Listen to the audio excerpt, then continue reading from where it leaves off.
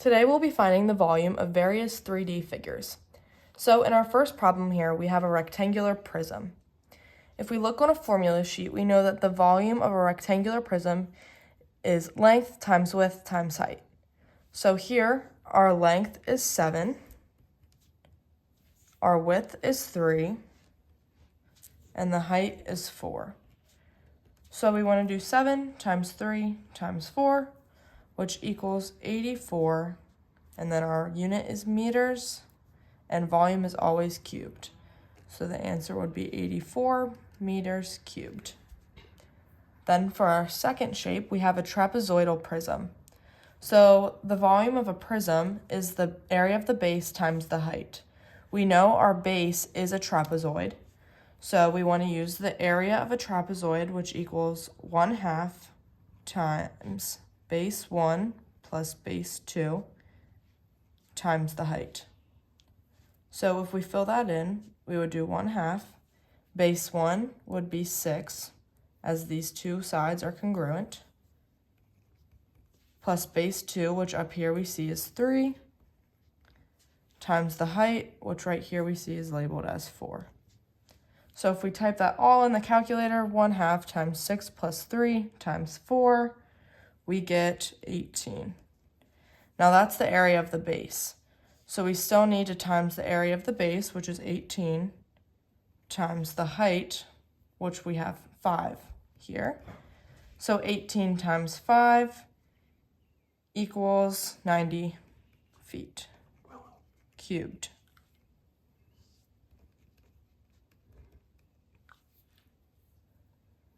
Then we have a cylinder here. We see the cylinder is the same, the area of the base times the height. And the base of a cylinder is a circle. So we know that we can find the area of a circle by doing pi r squared. The radius is labeled right here as 6. So pi times 6 squared, which equals 113.04. And then from the area of the base, we still need to times that by the height of the cylinder, which is 18. So 113.4 times 18 equals 2034.72 centimeters cubed. So that's our volume.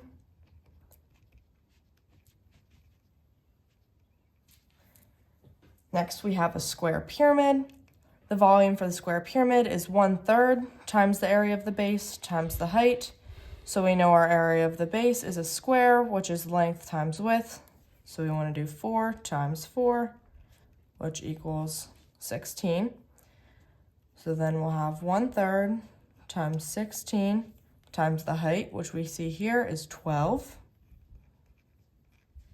And when you type that all in the calculator, you get 64 meters cubed. Next, we have a cone. We have the same formula, 1/3 times the base times the height, but this time our base is a circle.